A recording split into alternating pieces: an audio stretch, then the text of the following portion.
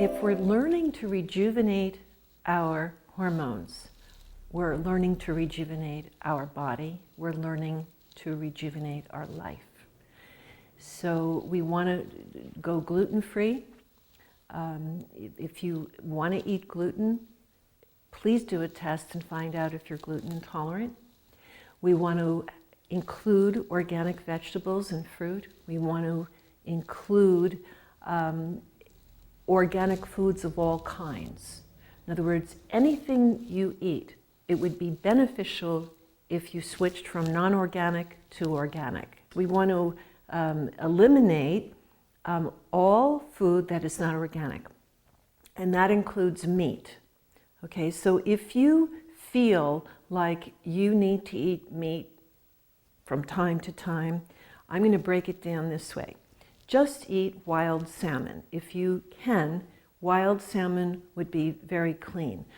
I don't really stress for people to go ahead and just eat poultry and organic poultry or organic red meat. I don't believe that anyone should eat organic red meat. I don't think it's healthy enough. Why? Because it is an animal that, even though it's fed organic grains and all of this, there's heavy metals that are on the ground that it's eating.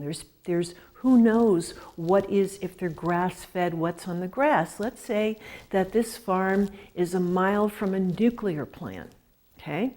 We want to think about things like that. We want to think about where the animals are raised and not only what they're fed, not only if they're certified organic, because that has nothing to do with what kind, if they're grass-fed, what's on the ground, okay, or what's in their body genetically. So I would eliminate red meat. I would eliminate poultry, except for once in a while if you needed to eat that way. I would include wild salmon if you like it. I would include organic, soft-boiled or poached eggs. I would include I would include everything that's organic, and if you want to eat soy, then I would choose tempeh, which is live. Okay, it's sprouted, it's not really sprouted, but it's fermented and it's live. And so tempeh, but don't cook it to death. You know, people say, oh, I eat tempeh, it's live. Well, how do you prepare it? Well, I deep fry it. Well, then it's not right anymore. You need to saute it or steam it. Have a little bit of tempeh if you want to. It's better than tofu. Now, if you have estrogen dominance, you want no soy at all, no soy milk. I don't like soy milk. I would rather, a better choice for you would be to get coconut milk, which you can buy at Whole Foods Market. I am not advertising for Whole Foods, but I buy coconut milk there, and I recommend that to my clients. It's in a little milk container, and you can get the one that's unsweetened. And I feel this is a healthy alternative, much healthier than soy milk. Also, I would eliminate, if we look at eliminations here, all dairy products.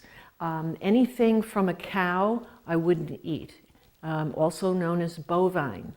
I would, if you want to have a little raw goat's milk cheese or raw sheep's cheese, from occasionally, if you're not lactose intolerant, a little bit of that might be okay. Now, lots of people have said to me, as I lecture all over, people say, well, I eat dairy, but I only eat raw dairy. Well, dairy is an inflammatory food.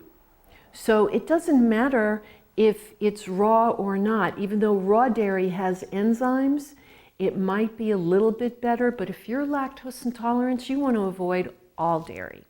They do make some very good vegetarian cheeses that melt and are quite delicious. I've tried them. Our diet should include no soft drinks. To drink, we should have clean, healthy, reverse osmosis water, or any kind of water that is a little bit alkaline on the alkaline level. We also want to drink, we can drink lovely decaffeinated teas, When we're talking about rejuvenating our body, we're talking about avoiding caffeine. And this is a thing most women go, oh no, not the coffee, not the caffeine. And then we also have to look at chocolate, because chocolate has some caffeine in it.